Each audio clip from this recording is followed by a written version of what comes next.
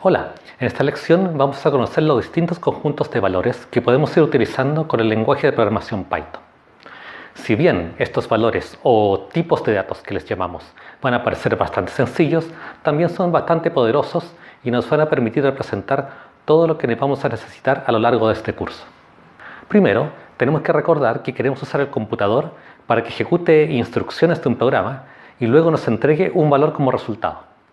Y tanto para entregar datos al programa como para poder manipularlos y obtener resultados de salida, necesitamos que el computador sea capaz de representar y de entender estos valores. Por lo tanto, ahora nuestro objetivo será saber cómo podemos representar estos valores en el computador.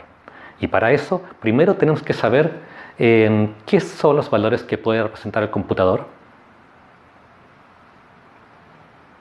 Consideremos que al nivel más básico, el computador funciona únicamente con impulsos eléctricos, que pueden representar o bien un 1 o bien un 0. Entonces vamos a tener que trabajar siempre representando unos y ceros, que eso es lo que entiende el computador. Por suerte no es necesariamente así. Los lenguajes de programación proveen representaciones para manejar conjuntos de valores, y a estos conjuntos de valores le vamos a llamar tipos de datos. Y ahora, ¿qué tipos de datos son los que podemos usar? Bueno, dado que los humanos utilizamos letras, utilizamos números, entonces los lenguajes de programación proveen representaciones ya básicas para representar letras y números y para trabajar y operar con ellos. Vamos a ver entonces cuáles son los tipos de datos que Python nos provee. Por el momento vamos a hablar de 4 tipos de datos básicos que también llamamos tipos primitivos.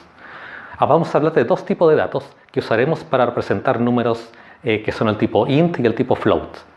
Un tipo de datos que representa letras o texto que llamamos str, y un tipo de datos que representa valores lógicos o booleanos que llamaremos bool.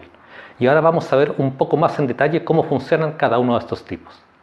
El tipo int es el primero y representa valores de números enteros, por ejemplo el 0, el 1, el 2 y un rango súper amplio de enteros positivos y negativos como los que vemos aquí. Lo vamos a usar cada vez que queramos responder preguntas en que la respuesta siempre sea un número entero. Por ejemplo, ¿en qué año estamos? ¿Cuántas personas viven en Chile? ¿Cuántos amigos tienes? Ahora, ¿cómo vamos a saber qué tipo de datos estamos usando? ¿Vale? Eso se lo podemos preguntar a Python. Si entramos al intérprete de Python y escribimos type y a continuación entre paréntesis un número entero y le damos enter, Python nos dirá que este valor pertenece a la clase int. Y esta es la manera que tiene Python de decirnos cuál es el tipo de un dato. Vemos que si ahora hacemos esto mismo con el valor, por ejemplo, menos 139, Python también nos va a decir que es del tipo int. El siguiente tipo de datos es el tipo de datos float, y este permite representar números que tengan un punto decimal, lo que también llamamos números de punto flotante, que incluye números positivos y negativos. Lo vamos a usar cuando queramos responder preguntas en el resultado puede necesitar algunos decimales de precisión. Por ejemplo, si quiero preguntarme con qué nota apruebo este curso, cuántos kilos de tomate estoy llevando, en cuántos segundos corre vuelo 200 metros planos. Este tipo float va a ser la mejor aproximación que vamos a tener en el lenguaje para poder trabajar con números reales.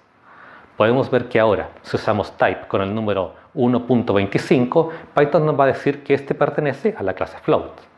Pero pongamos atención que desde el punto de vista del lenguaje, todo número que tenga un punto decimal también pertenece al tipo float, aun cuando aquí su valor matemático sea el que corresponde a un número entero, como en el caso de menos 3.0, que también es de tipo float. A continuación, el tipo str es el que vamos a utilizar para representar secuencias o cadenas de texto o caracteres. ¿Y qué caracteres pueden ser? Bueno, pueden ser espacios en blanco, números, letras, símbolos matemáticos de puntuación, como se ve en estos ejemplos. Lo vamos a usar cuando queramos representar cualquier tipo de texto. Por ejemplo, como respuesta a las preguntas ¿cómo te llamas? ¿Qué estás haciendo? ¿Cuál es tu número telefónico? Si ponemos atención, vamos a notar que todos estos textos que están escritos aquí empiezan y terminan ya sea o con comillas simples algunos o con comillas doble otros. Estos símbolos no son parte del string, pero sí nos sirven para delimitar y decirle a Python dónde comienza y dónde termina el string. Por ejemplo, aquí el string hola mundo, que es de tipo str, empieza con la letra H y termina con la letra O. Pongamos atención también a este ejemplo. Habíamos visto que 4 es un número entero, ¿verdad? Sí, es un número entero. Pero si ahora lo escribimos entre comillas, ya no es un número entero, sino que representa un string que contiene el carácter 4, que no tiene valor numérico y es del tipo str. Hay que tener cuidado con este tipo de casos. El cuarto tipo de dato básico que veremos será el tipo bool, que es el tipo de datos que representa valores booleanos o de la lógica binaria, la cual se llama así en honor a George Boole, quien fue la persona que desarrolló la álgebra booleana, basada en dos valores de verdad, el valor verdadero, true, o el valor falso, false. Vamos a usarlo cuando queramos responder a una pregunta donde la respuesta pueda resumirse en un sí o un no. ¿Somos amigos? ¿Estás en casa? ¿Este video dura menos de 5 minutos? De esta manera, los únicos valores que podemos aceptar en el tipo de dato bool son el valor verdadero, true, y el valor falso, false. Aún así, también tenemos que poner atención en la manera de escribirlo, porque damos este ejemplo. Recordemos que si le ponemos entre comillas ya no es un tipo bool, sino que pasa a ser un tipo string. Y también tenemos que tener cuidado con las mayúsculas. Tanto true como false tienen una manera de escribirse en que la primera letra es mayúscula. Si no respetamos esto, el intérprete de Python no lo va a reconocer y nos dirá: has cometido un error y lo has escrito de manera incorrecta porque no conozco algo que se llame false. En esta lección, entonces, lo que hemos visto es que cuáles son los tipos básicos de datos que podemos utilizar en Python. Si son números enteros, vamos a utilizar un tipo int. Si son reales, vamos a utilizar float. Si es texto que no tenga valor numérico, vamos a utilizar str.